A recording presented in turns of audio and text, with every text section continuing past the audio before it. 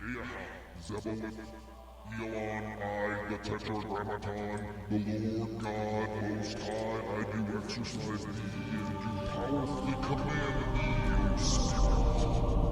Elon, I, the Tetragrammaton, the Lord God Most High, I do exercise thee, and do powerfully command. In the dark shadows, in the white cold, fearlessly we search for knowledge new and old. We drink the strong spirits and read the ancient tomes. The order of the Abracast. We are the brave and the bold.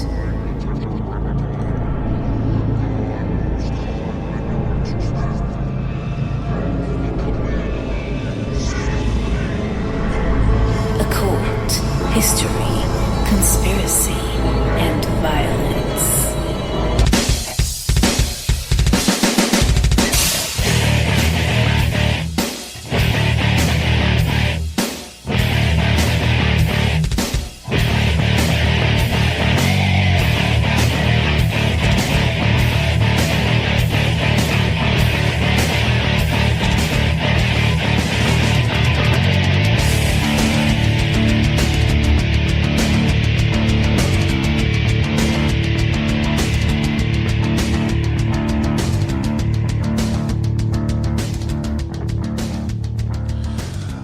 Hello, everybody. This is Jon Towers, and this is the Abracast. Hey, so want to start this out. Full disclosure.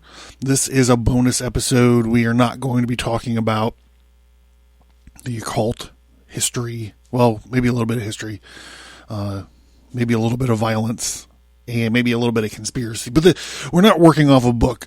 So I've mentioned in some episodes in the past about starting my sort of progression into being like a quote prepper, unquote, a prepared person.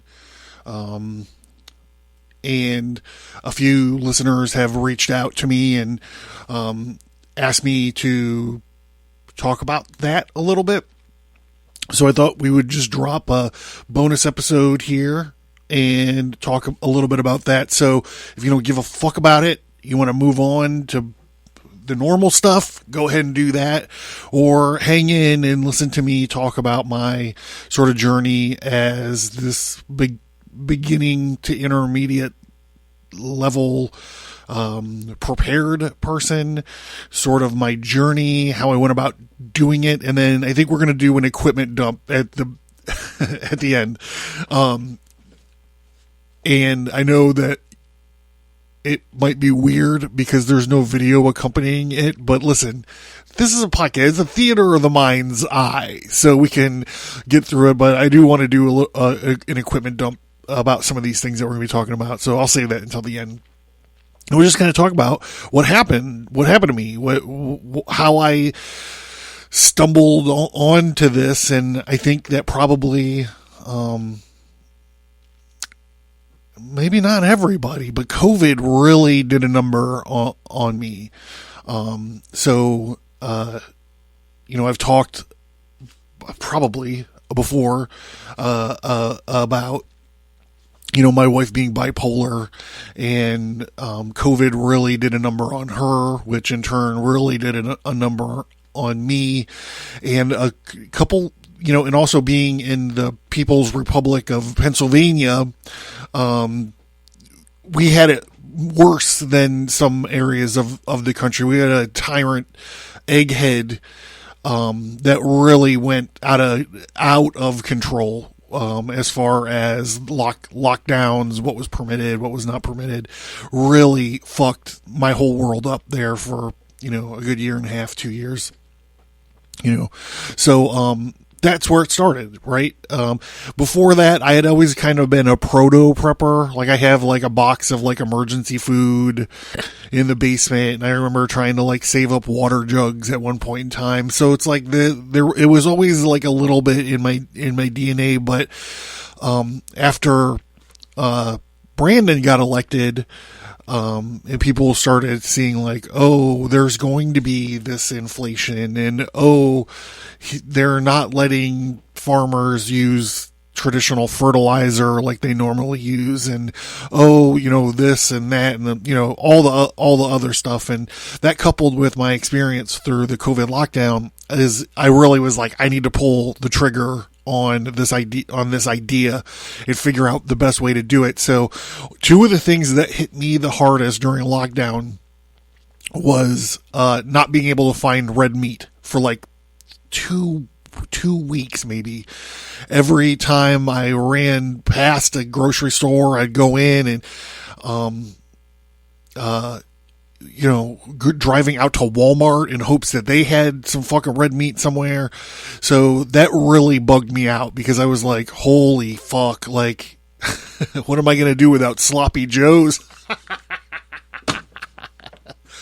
Literally, that's a thought that went through my head. I'm like, I gotta learn how to bake my own bread so I can make buns for the sloppy joes. Anyhow, the other thing that really fucked me over was when Tyrant Egghead closed the liquor stores. So in Pennsylvania, they don't call them state stores, they call them wines and spirits. But he locked them down. This is how he thought that this was going to be a good idea. Let's make people stay at home and not give them any booze to cope, right? So that became a giant issue for me. Driving to West Virginia to pick up booze. A friend of mine from art school runs a winery, and she was reaching out to me, and she was like, hey, there's like this artisan booze place that is able to stay open because of some loophole. There's actually a Instagram video of me coming from that place, driving through the downtown Pittsburgh, and it's just a fucking ghost town. Like, no one is fucking anywhere. I put my phone out the window because it was just so bizarre. And so obviously that really affected me. And I'm sure you could probably go back to those episodes and, listen to me. I'm sure I bitched about it, at some point in time or another. So I was like, okay, well, logistics are breaking down, supply chains are breaking down. What are my options? So this is kind of where we're going to start the episode, and we're going to start it by saying thank you for the liquor stores being open. Whenever I bought this bottle of booze that I'm working on right now, and I have here, even though this is a non-traditional episode of the Abracast, I do have my Vessel of the Art. You can check them out on Abracast.com, the storefront, and it is filled with my weapon of mass distraction, the Jin Jihad. So let's get the party started the right way here.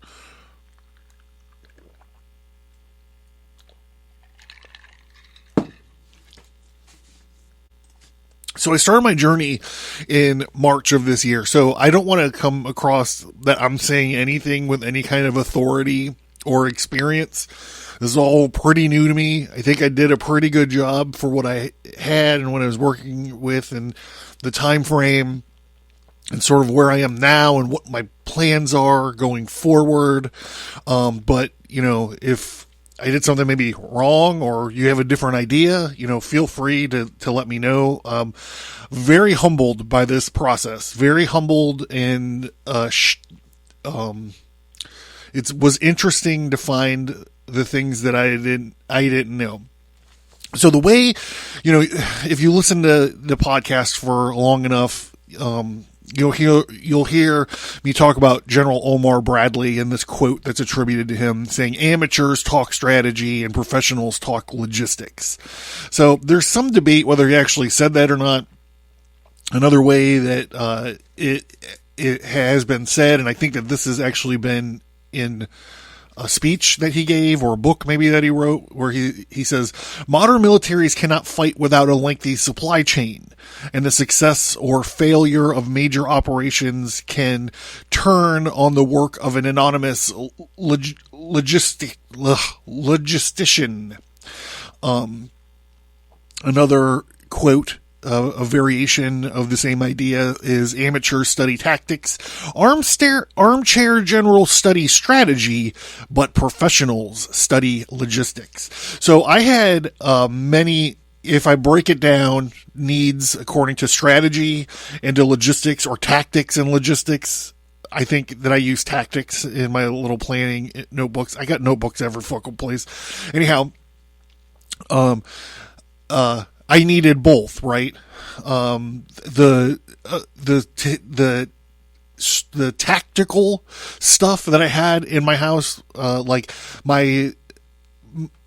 my web gear, or I guess now the kids call it chest rigs, or my web gear, or LBE, whatever. The vest that I had to put with pockets for magazines and bullets and stuff was from the fucking 90s, man.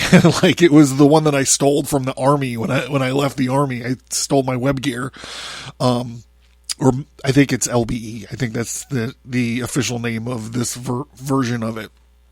So it was lacking, right? I did have a pretty cool, well, I should say I had a couple cool weapons, but I needed to get beefed up a little bit in everything, not just logistics, not just supply chain, but tactics. So I kind of divided them into two sort of columns, and I'm like, look, I'm going to work on the logistical stuff and then I'm going to take a break and then devote some resources into tactical stuff. And then I'm going to devote some resources back into logistics and then back into tactics. And I kind of made, prioritized it. I kind of made a triage based on my needs and the needs of, obviously, my wife. That's the most important part, right?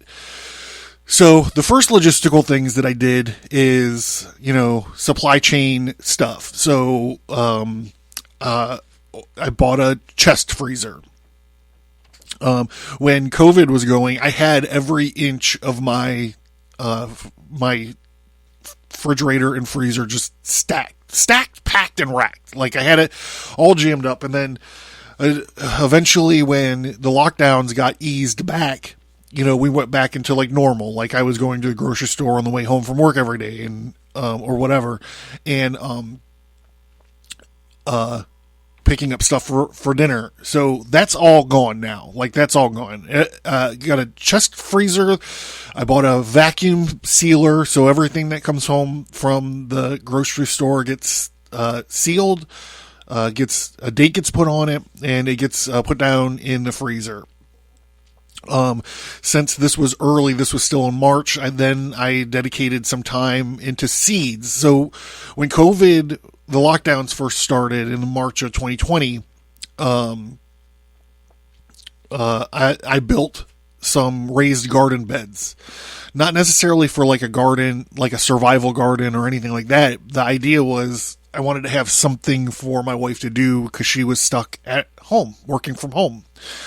And the first year went really great. Like, the first year was fucking awesome. I had so many tomatoes and cucumbers. I learned all kinds of new stuff. The second year, for various reasons, there was an ecological disaster caused by bird feeders in my backyard. The second year, we did a really good job planting, but it all fell apart because of the fucking bird situation. And in those two prior years, we just went out and bought the plants ready to kind of plant. So I was like, okay, well, this is going to be an opportunity for me to learn how to do this. So I bought seeds, and I used, egg cartons and dirt, and I bought 2 grow lights, and I made a specific part of, the utility side of my basement as like a little grow area, and I started growing these plants. I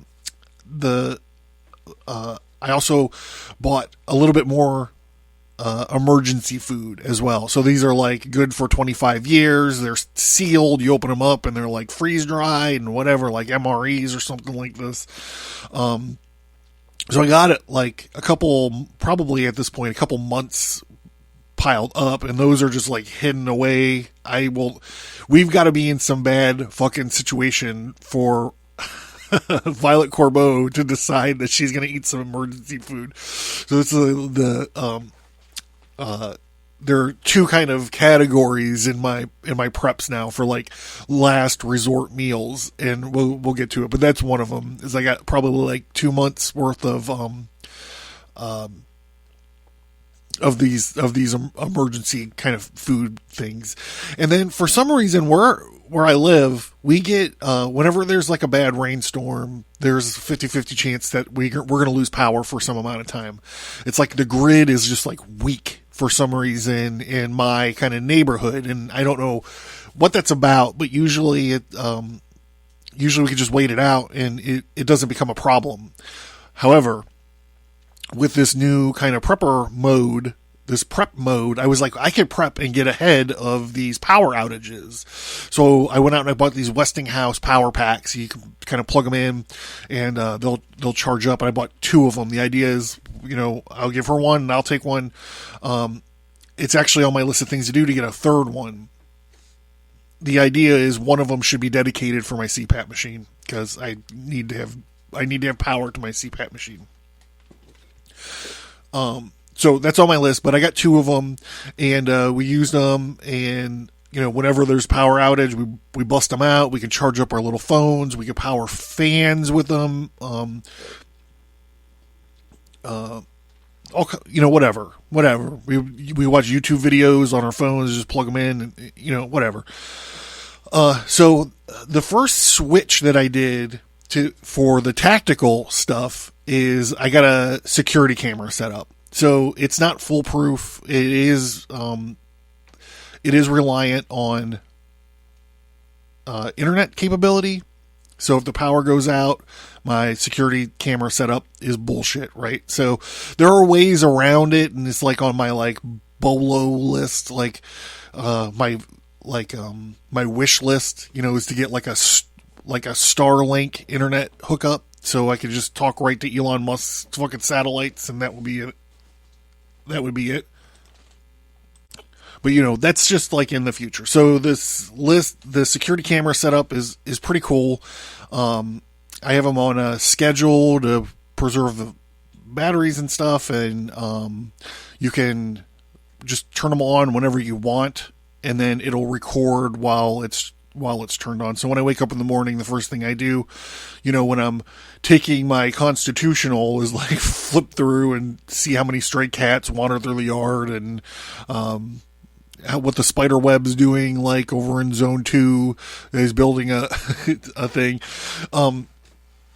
So then I flip back to logistics, and the logistics for this turn was ammo. It was like for first sergeant stuff. Like I got ammo. I got a new, I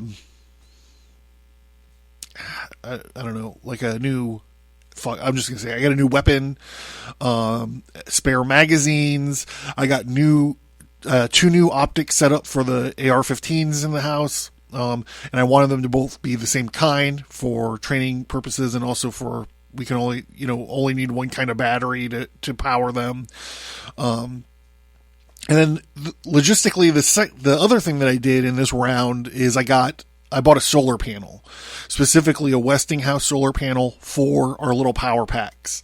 So whenever we use them, the next day, weather permitting, I'll bust out the solar panel in the backyard, and I'll charge them up, get them revved back up. And I'll tell you what, when I was a 20-year-old kid, if you come up to me and be like, hey man, when you're like 48 years old, you're going to fucking own a solar panel, I would have been like, get the fuck out of here.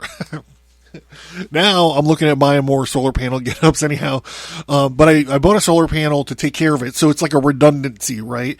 If we use the power packs for the CPAP machines and the fans and the cell phones or whatever, then we can charge them up with the solar panel if the power doesn't come back on for like the next day or whatever. And there's at least another layer of redundancy with these, as I'm sort of building out. And one thing that I regret is that I don't have dates according to these. I just have like the plan. So after the solar panel, we flip back to tactics, and the next thing is still physical security, like with the security cameras, right?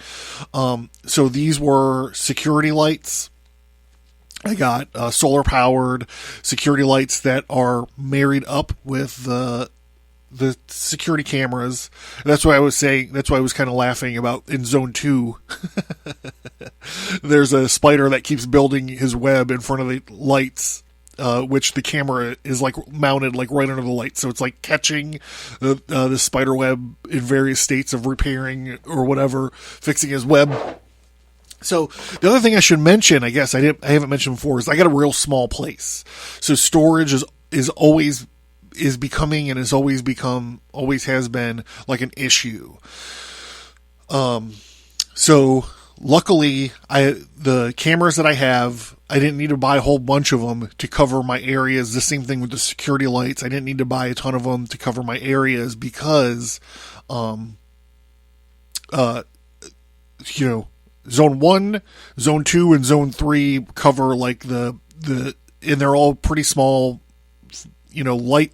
The light and the cameras can cover each of these areas. So I feel like that's important because if I was on a ranch or something, it would I would have to devote a whole lot more resources into kind of providing these aspects of like the physical security of them. I'm sure I've mentioned on the show before that I've always been kind of savvy with this kind of as far as like security and coverage and stuff is concerned. When I bought my house, one of the first things that I was like, oh, I could pretty much defend the whole house from this one location. I mean, not the property, but like if people were like jumping through my windows or like knocking down my doors, I could pretty much cover the whole house from like one spot on the first floor.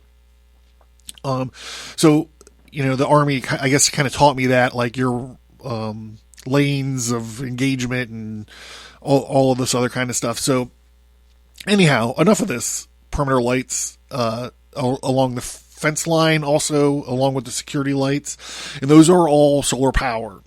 And they're flawed. They're not perfect, especially the perimeter lights. Sometimes I'll wake up at 3 o'clock in the morning and check them out. Like I gotta pee, I gotta take a whiz, and I look out there and I'm like, lights number 2s and 3s aren't on right now. But the redundancy to that are that the video cameras, the security cameras also are night vision. They toggle back and forth depending on the light, right? So listen to me, I'm just blowing my OPSEC right now.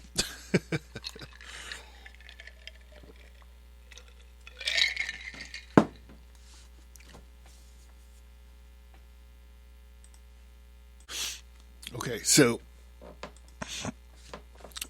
flipping back to logistics, I started. Well, actually, this is sort of.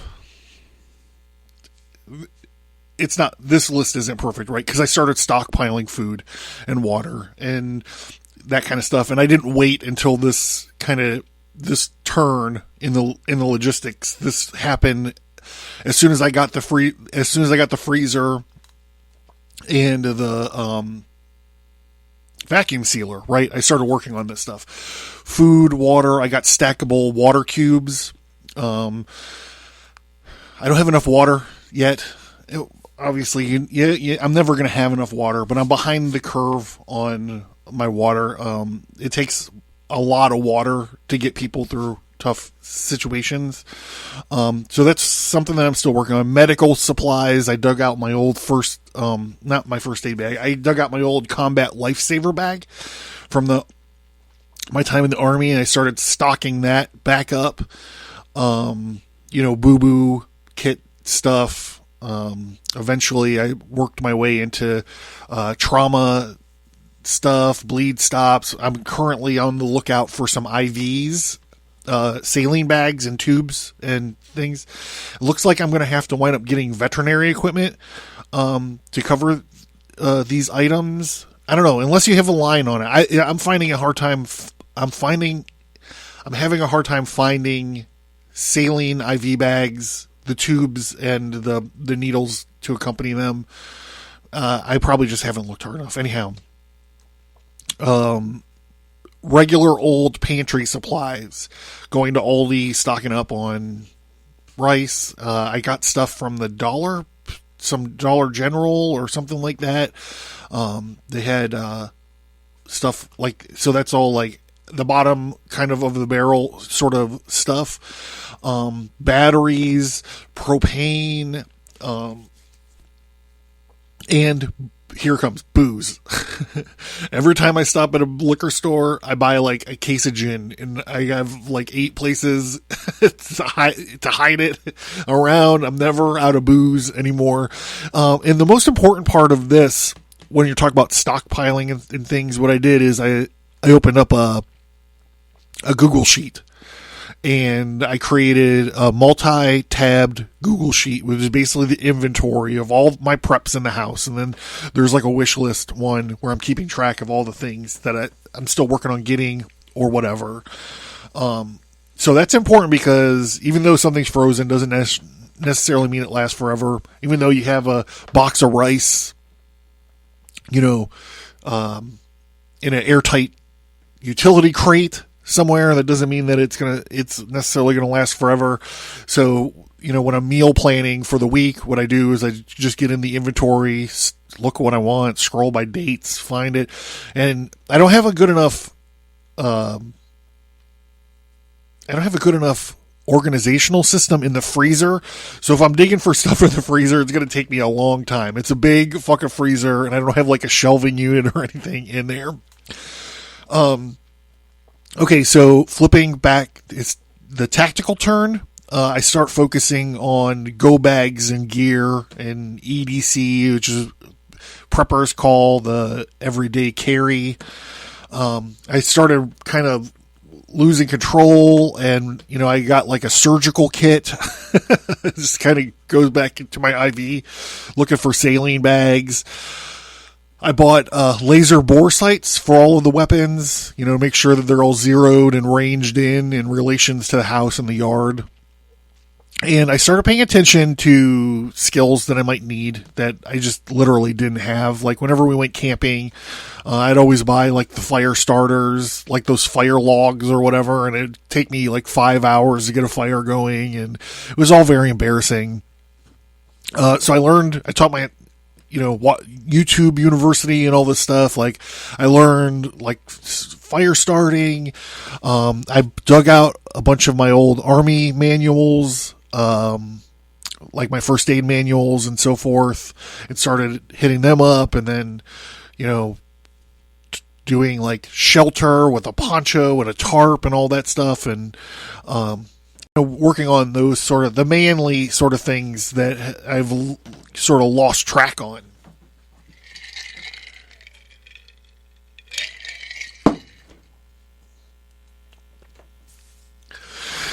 So the logistics, the next logistics turn was, start planting the garden. The seeds did. I know in retrospect, I'm not sure how well they did, but they looked really good. They looked really promising. So I did a garden. I installed a trellis system in for the garden. I bought an extra table and some like planting bags for different stuff. The trellis system were like stakes and PVC pipe elbows, twine. I went out and I got a picket pounder. This is another thing. If you would have showed up when I was 20 years old, pounding pickets in Yakima or NTC, and you'd been like, hey man, when you're 48, you're going to buy a picket pounder and you're going to be in your backyard pounding these pickets, I'd have been like, get the fuck away from me. So the garden got started. Spoiler alert, it didn't really do that well this year. I think that I mixed up my dirt formula somehow. I mean, it did good, but like I was so bummed, man. All I wanted to do was make cucumbers, like make pickles every Sunday for 3 months. That's all I wanted to do. And all my cucumber plants grew real big and then fucking died. I got a lot of tomatoes, not as many as I thought I was going to. I got too many zucchini. I don't know what to do with all the zucchinis I got. My onions shit the bed. Anyhow, it's been a depressing journey with me in the garden this year. I'm going to have to do a little bit more research But along with the garden, one of the other things I did is pressure canning. So the last 2 years, I would do water bath canning, but I wanted to step it up. In my mind's eye, I would have had like 12 cases of homemade pickles by now. And I was like, surely I'll need a pressure canner for that. Meanwhile, you can't pressure can pickles. It'll just fucking jellify them. But I did pressure can some stuff, and some of the stuff that I pressure canned goes along with the emergency food stuff. Like, it's going to have to be like a rough day to talk Violet into eating a pressure canned beef stew. But it's there. I have it in case I need it. So the pressure canner was a big get for me, and you got to learn all that stuff. It's not as easy or simple as just water bath canning. Like, there's like weights and gauges and all this stuff. So that was a little journey for me, as well as doing all the research and taking notes and all this stuff for the pressure canning. The redundancy for the solar panel and the power packs came in this turn. I actually landed a 2-stroke generator. I had been creeping Craigslist for them for probably 2 months. I've been looking for like a nice used, gently used 2-stroke generator, and I found one. I'm currently looking for another one. And I learned the hard way, because this is it. Like, our power went out for 3 days. And I was like, I'm so fucking prepared, bro. I'm going to knock your socks off. You're not going to believe what I got. And then I was like, oh, I forgot to buy 2-stroke oil. So I had to run out and get it. But I still had the first generator on the block going in the backyard. We had the first lights on the block going. Probably the only CPAP machine, at least on the first night, going. So we did good. We did really good. And, I felt a little bit proud. I would have been a little bit prouder if I would have had the 2-stroke oil on hand, but whatever. So along with the 2-stroke generator also came a fuel dump. So currently in my backyard, I have a fuel dump. I actually need to refill it. Interesting thing about the fuel dump is generally unstabilized gas only lasts a couple months. So after I found that out, I was like, dragging giant oil like gas cans out and filling up our cars in the middle of the night. But now I know I got the stabilizer, so that'll help it last like 2 years with the stabilizer. Anyhow, do your own research. Don't look to me as any kind of fucking definitive thing. I don't want an angry email 3 years from now telling me and explain fuel stabilizer is good enough.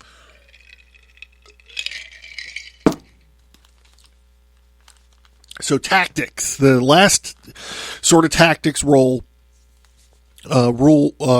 turn that I got here is I went ahead and I bought, like I was talking about my LBE, and I was like, I really need to upgrade on this. Like, if the shit hits the fan, like I couldn't even get the straps on me at this time. Like, I've gotten so much girth. Anyhow, so I went out and I bought a plate carrier and some body armor. And I got to tell you, it's pretty cool. Now, none of this stuff is like the top tier, like number one, gear bullshit. Like, if I go hang out with like the Boogaloo Boys or something, they're going to be like, what kind of bullshit does this guy got? Well, I'll tell you what kind of bullshit I got. I got the kind that, will work when I need it to, because I'm not a gunfighter. I'm not on the border. I'm not a cop. Like, I have the shit for, like, when it hits the fan, I'll have something to kind of start with. And my wife was like, what are you going to do with all that stuff? And she was listening to me talk about the gray man theory, where, when the shit hits the fan and you got to move from point A to point B, it's best if you don't look like you're an army guy. It's best if you just look like you're a civilian. You got like a civilian backpack or whatever. And I was like, no, you don't get it. This isn't part of my get home shit. Like, if this comes out, like, we're in fucking trouble. if you see this thing in a real world thing, like where it's a serious situation. Anyhow, so I got that. And when I do the equipment dump, we'll talk more about it. The other thing I did is I start talking about comms. I start getting real serious about comms. And this is one of those things where I'm like, oh, I was getting real serious about it, but I have no idea what I'm doing. I went out and I got GMRS radios.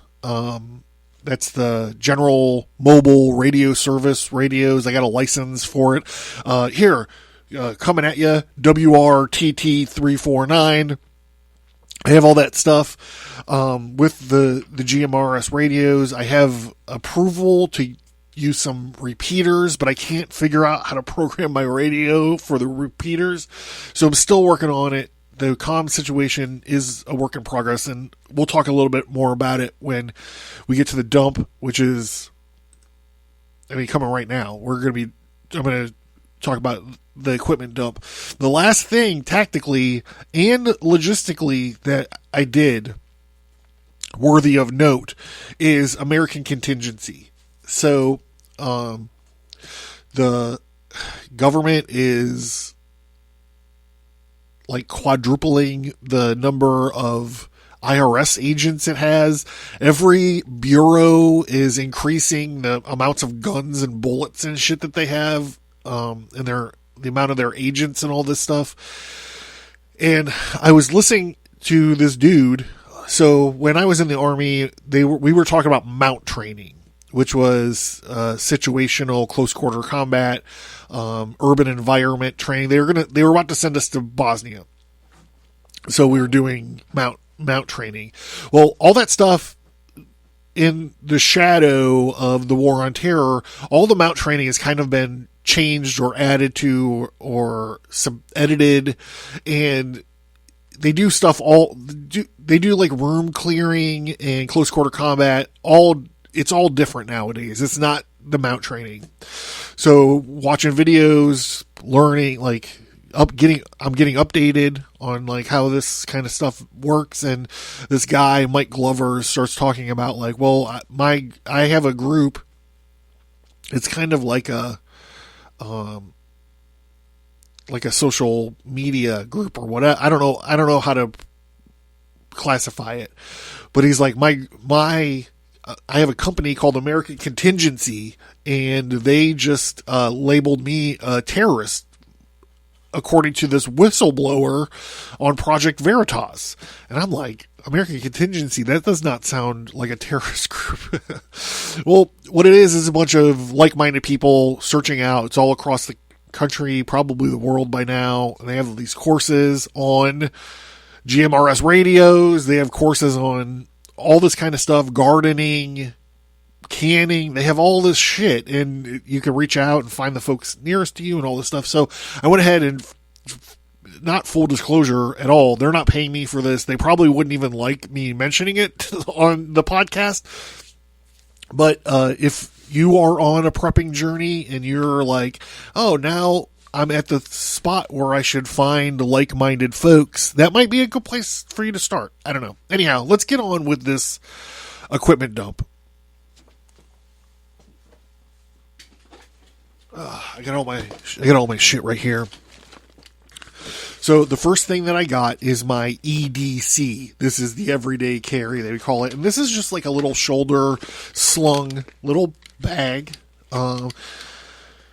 It's probably supposed to be like a range bag. You can fit some magazines and, I don't know, earplugs and shit in here. So let's see. It's got 3 pockets. This first little pocket here it's just got some personal medical stuff in here, personal health stuff. And it's got a anti-chafing stick in it. And it's very specific why it's got an anti-chafing stick, because so my plan is built around me being about 15 miles away from home at any given time. So the idea is that the EDC bag, my EDC, would get me to the car where I can get my get home bag. And then I can move on from there, either in the car or on foot, depending on the passivity of the situation and the terrain that I got. So if I got to take a walk, if I got to take that 15-mile walk, I would want this anti-chafing stick. And then this other personal medication stuff that I'm talking about. In this EDC kit is not anything really to write home about. It's pretty lacking these days. It used to be a lot more beefed out, and then I'm like, I never use any of this shit every day, so I'm going to rethink this whole thing. But what I did keep is a little fire kit. In here, I have 2 little kind of store-bought chemical lighters, like chemical, like you use the lighter and you light the packaging on fire and it'll start a fire. I have 2 lighters, and then I have a really tiny Altoid kit, or a little tiny Altoid container. When you open this up, all that's in here is this they call it charred material. It's charred wood. And the idea is like you get a spark, and this will light faster than like whatever, so you can use this as its own fire starter. And you create this stuff in an Altoid can. What you do is you find this like porous old wood, and you pack it in the Altoid can, and then when you have a fire at home, this isn't something you should be working on when you're about to try to get home. You should have this set up already. This should already be prepped in your gear, ready to go.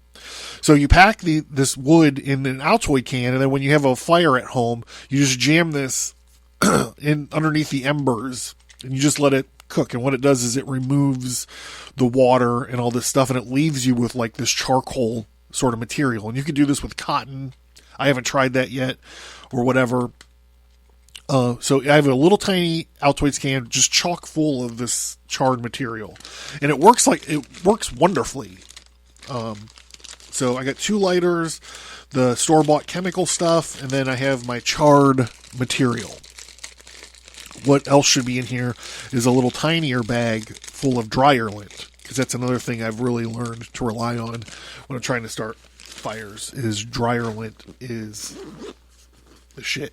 What you do is you kind of pick out the dryer lint to make it kind of porous, and you put one of those charred pieces in there, and you either light it, or if you're using like a ferro rod or like a little striker, that will turn red, and then you fold the lint around it and you kind of blow on it, and a little fire will come, and then you'll throw that in like your little nest. Like you get like a little straws or sticks or something, and you blow that on it, and then just drop it wherever you're going to start your fire, and there you have it. So in this big pocket here, my EDC, I have a little bullshit boo-boo bag. It's just a sandwich bag full of like little Band-Aids and ointments and aspirins and whatever. I have a bottle of water. I have a little pack of wet wipes here, little hand wipes. And then I have a big clear plastic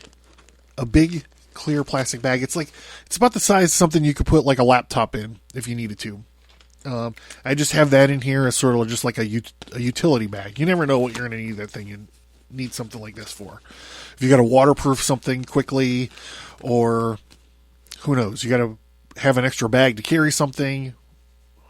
I mean, whatever. Anyhow, it doesn't take up a whole lot of room. I just folded it up. I put a rubber band around it, and I threw it in here. So I'm going to repack all this stuff up. And that's pretty... Oh, and a notebook and some pens. I mentioned my love, an open love letter for notebooks.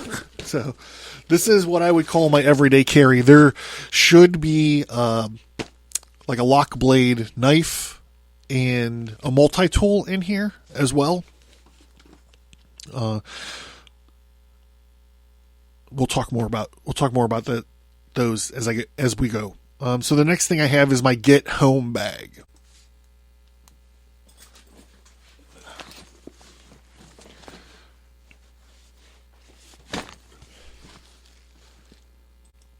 So if you could see this thing, you would be like, oh yeah, this is not a gray man kind of theory. This looks like a black sort of military backpack, and you're right, it is. So the straps that it had on it I didn't like. I went out and I bought some custom, or not custom straps, but different straps that have a little bit more padding. And then this is 2 pockets, sort of like on the outside, and then 2 like inside bags. So up here is just my little light, my little illumination sort of pocket. I got a headlamp, a little flashlight, and some chem lights. And then this pouch underneath here is, I have some hand sanitizer. I have a little spoon and fork combo kind of tool in here. Utility spork, it's called. And then I have 1, 2, 3, 4. I have 5 MRE entrees in here. So, not the whole MREs, just like the main dish of an old MRE.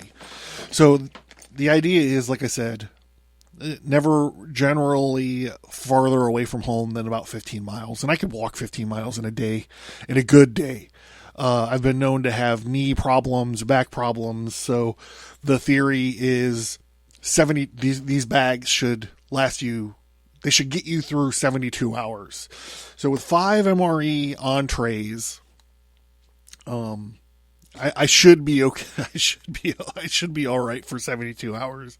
You know, for those of you guys who listen to the podcast long enough know that before COVID, like I was doing 4-day fasts and stuff. And I know fasting is different, especially if you're walking 15 miles. But I think it's a good enough lead point, right? So in this first big pocket, the first thing that I'm pulling out is my toolkit. So it's interesting, the 15 miles that I'm talking about between location X and home is some of it's rural and some of it's woodlands and some of it's suburbia. So the toolkit that I have reflects that, right? I have lineman's pliers if I need to get through a chain link fence. Would have a multi-tool in here, which is like a Leatherman, screwdrivers, knives, stuff like that. I would also have a folding blade knife in here. And then, I have some pens. I have a secondary sort of flashlight that just hangs out with my toolkit. And then I have a Silcox key. The Silcox key, basically, commercial buildings will generally have like a water spigot on the outside of it, and it'll be locked. And this Silcox key will be able to get you in there if you need to get in there, fill up your water, whatever, put out a fire. I don't know what else. I don't know what else, but it's like this 4-headed sort of thing, and each side of it will unlock a different sort of one of these access panels, and we'll turn on the water. I also got like a half a roll of electrical tape. Oh, and this is interesting. I got a roll. It's like a 4-roll thing of tripwire for, I think, a Claymore mine. I've been carrying this with me for quite some time, and I thought that, I don't know, maybe I could use it in my toolkit. Probably not for setting trip wires though probably for binding something or fixing a fence, or I don't know what. Who knows? But there's my toolkit. Like I said, that would have another multi-tool and another blade in there. I'm still in this thing. I have a set of earplugs. I have a little toothbrush, a little thing of toothpaste, and I have a single-walled stainless steel water bottle. The single-walled stainless steel water bottle is important because if I got some crappy water, if I got some dirty water out of a river or something, I could boil this. I could take the lid off of it, put it in a fire, and boil it, and if you were trying to boil something with a two-walled, like an insulated stainless steel thermos or water bottle, it might explode on you. So that's bad. So I have a single wall. And then speaking of purifying water, I have a water purification kit here. This is just something whenever I go to the store, whenever I go to Wally World or wherever, or if I'm on Amazon and I'm like, okay, I'll just pick up another water filter. You know, they have the straws and the pouches and they have water bottles that have like you press on them and it. So there's plenty of options out there for water purification. And then the redundancy to the purification kit would be the boiling of the water, and the redundancy to that would be I have purification tablets here in this kit or in this pocket as well. And then I have a big thing of wet wipes down here in the bottom, you know, for wiping your butt or clean your hands or doing whatever you got to do. Repacking this all up.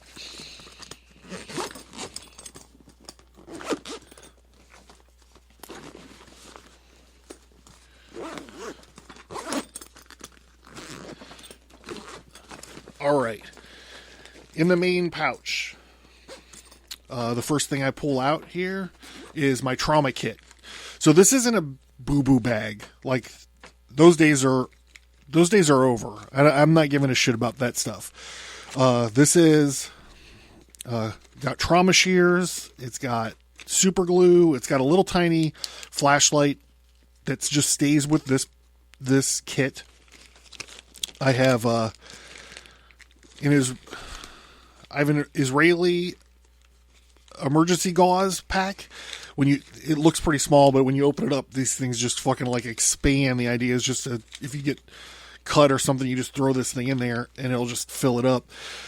The other thing that I have in here is left over from my days of professional wrestling, and it's just wrist tape. This wrist tape will beat medical tape on any given day, hands down, period. No fucking shit. So I have rolls in all my trauma kits of this wrist tape. I have a bleed stop, and I have one. There should be 2 tourniquets in here. I only got one. I would ding myself for that. I would give myself a bad score for only having 1 tourniquet in there. The next pouch I pull out is my For Real fire kit. This has got storm matches in, you know, this one of the containers that you screw in. It's got a striker. It's got 2 lighters. This is the bag that should have my dryer lint in it, and this is my Altoid case. This is a big Altoid case full of that charred material, and then in here I have a couple of those store-bought chemical fire starters as well. So it's like 3 or 4 ways to TCB. So I have a poncho.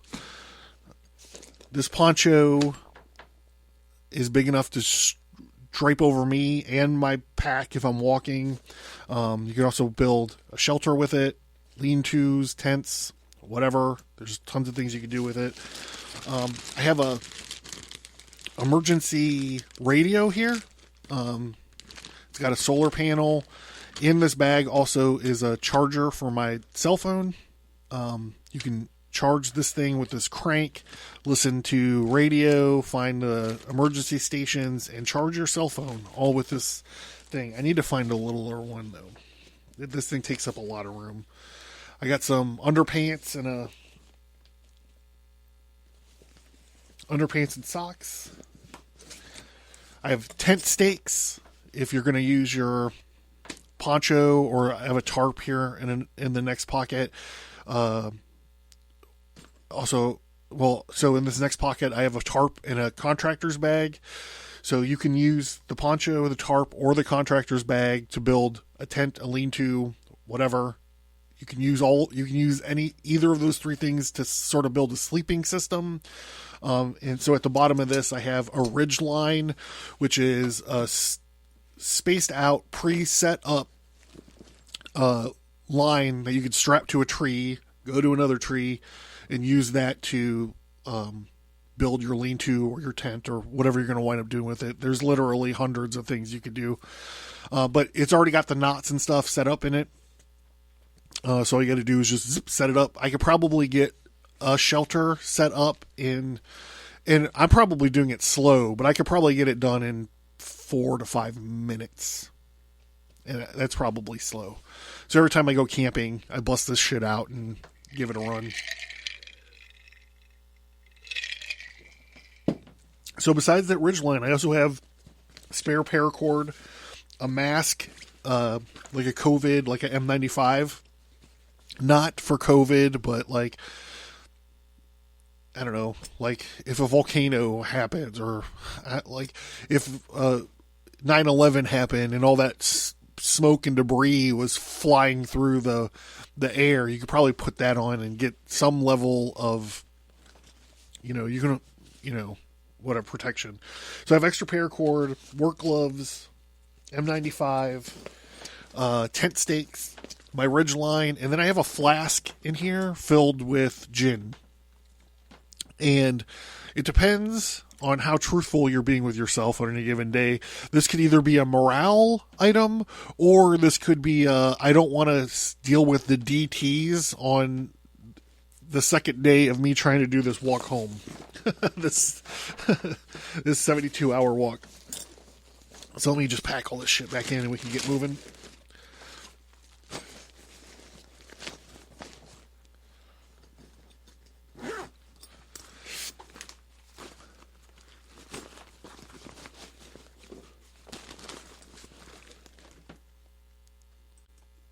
All right. Clip this back in. And then in this secret pocket here in the back, if you open that up, there's also a space blanket and an emergency poncho in here. And then in this back pocket here would be, like I said, the tarp and the contractor's bag for that. So there's redundancies upon redundancies upon redundancies just in this bag itself. And as a redundancy to the bag, this bag, there's also, it's not a mirror. It's not an exact clone of this particular bag, but it's comparable. There's another bag with a lot of the same sort of features, if not the exact same equipment, in my wife's car. So if I'm driving her car and something happens, I know what I'm dealing with. If she's driving her car and something happens, we can get on the phone, kind of walk through what is in the bag and all this stuff, which she could use. Like in the bag that's in her car is a very small fire kit, I'm not going to say because she doesn't know how to make a fire, but she might not know how to, might not be as in tune with it as I've become over the last few months, etc. But it's got a lot of the same stuff. It's very comparable equipped. Now on to my brand new plate carrier.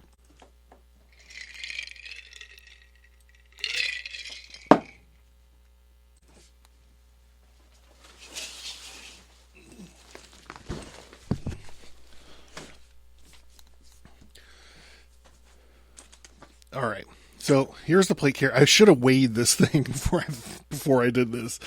So I'm a right-handed shooter. So on my shooting side are 2 magazines for the AR, and then up front there are 3 magazines for the AR. There's also 3 pistol clip holders, but I'm not planning on carrying my pistol with this specific rig set up. So in the pistol magazine section are the 2 things I've been talking about, my folding lock blade and my multi-tool. They're right there. And the center one is a really nice tactical, small, low-profile flashlight. And then in this third one is a spare battery for my comms. And then taped on this spare battery for my comms is a spare battery for the optics package on my AR.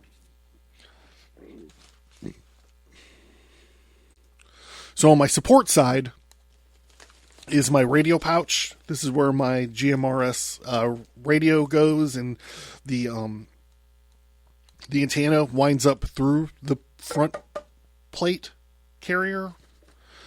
And the earpiece, I have like a Secret Service style earpiece, and that wire and the push to talk for that system runs up the back and through the right shoulder pad. So that's the radio. And then here I have, this is like I'm betting that there are 2 tourniquets in this trauma kit. But this trauma kit has a bigger, obviously, a nicer set of trauma shears. I don't know why I didn't get more of these ones. This is good. Trauma shears on the outside, and then you open it up, and yep, 2 tourniquets, an Israeli bandage, some bleed stop, and super glue. So this is one of my more serious trauma kits.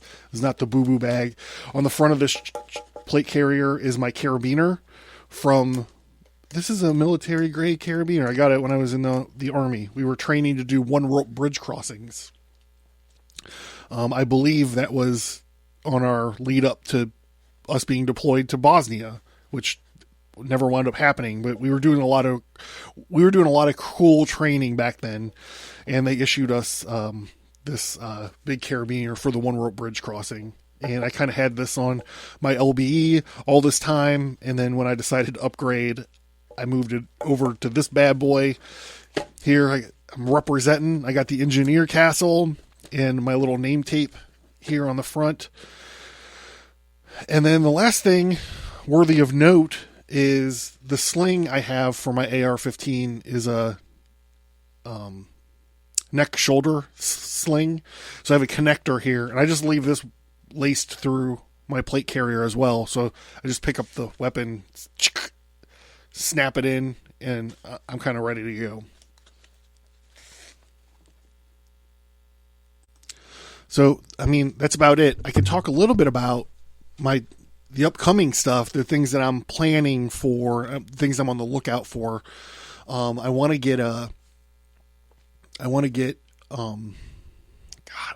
because it's like I need one thing before I get to the other thing, but ultimately I want to get a solar panel set up to power the freezer, just the freezer, 2, respectably sized solar panels, a little battery bank leading into the freezer, just so no matter what happens, I don't have to burn, a generator just trying to keep the freezer alive. I have to get I have to get like a burn schedule together so I don't go through all my gasoline, all this stuff. Anyhow, that, and also I'm spending a lot of time looking at maps. I have compasses. I want to get a little paper map set together, so if anything happens and we actually have to leave, we're not reliant on or the GPS on our phones or anything like that. Get like a cool little map bag to go with it. Figure the tri-state, get maps for Pennsylvania, Ohio, West Virginia, maybe New York. It'll give us a little bit of a range, at least to get us started on the road wherever we're deciding where to go.